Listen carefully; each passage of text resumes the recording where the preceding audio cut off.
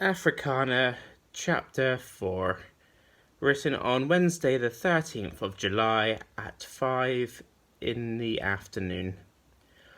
So our Lusaka campsite was nice. Had our first camp meal of spaghetti carbonara, which was very nice. We drank at the bar a bit, drinking the Zambian mossy beer, as well as our own that we had smuggled in. It was really nice, and in the style of a hut with loads of flags. We watched the Euros final before going bed. Another early start, another long day of driving.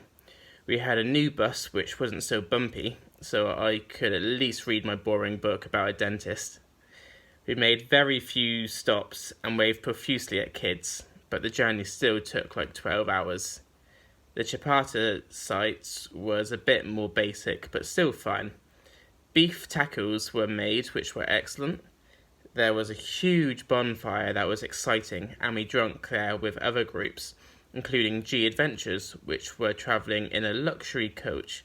To quote Kat, G Adventures, my ass.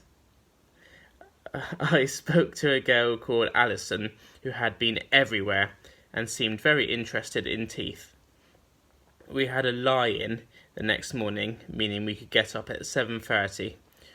So much sleep. Only a short drive that day to Lungwa. I had the pleasure of DJ duty, and we rocked out with Jessica at the front. Apart from a stop at a supermarket and a textile factory, it was pretty much a straight drive, and we arrived at the best site yet.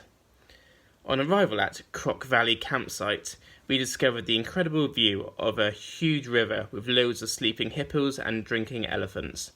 Not only was the whole camp lined with this view, but there was a great bar, hammocks, giant chests, a gym, and a dirty puddle. Oh, a pool. We spent most of the day watching the river and sitting in the bar area, with Jessica forcing shots on us. For dinner, we had bangers and mash, and I was shocked and delighted to find out that Paula knew Gentleman's Dub Club. The campsite was overrun by monkeys, so we had to be real careful with food and tents. We were returned to the bar to drink by the fire, and were joined by a French guy who skydived naked and had happy feet. Kira became crazed and wanted to burn all furniture, so we let her burn a chair leg to satisfy her desire. We were warned about elephants trampling our tents in the night, and lions rip us apart if we tried to pee. We were quite on edge, and there were creepy noises all throughout the night. This built up to the terrifying moment in the morning when something furiously tried to enter our tent. Luckily, it was just Yanni trying to get in, as usual. After breakfast, we headed off on our first game drive. It was pretty great, and we saw hippos, elephants, impalas, warthogs, zebras, giraffes, and lions. Very exciting to see them up close. We got back, and me and Jess decided to have a run and gym session. Sadly, we weren't allowed to run anywhere, and everything in the gym was broken, so we worked out on the grass for 5 minutes, and then ate shitloads of lunch.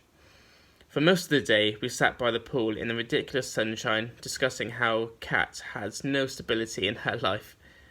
I also relaxed for ages on the hammock, which was all fun and games until it came to a crashing end with Paula falling through her hammock.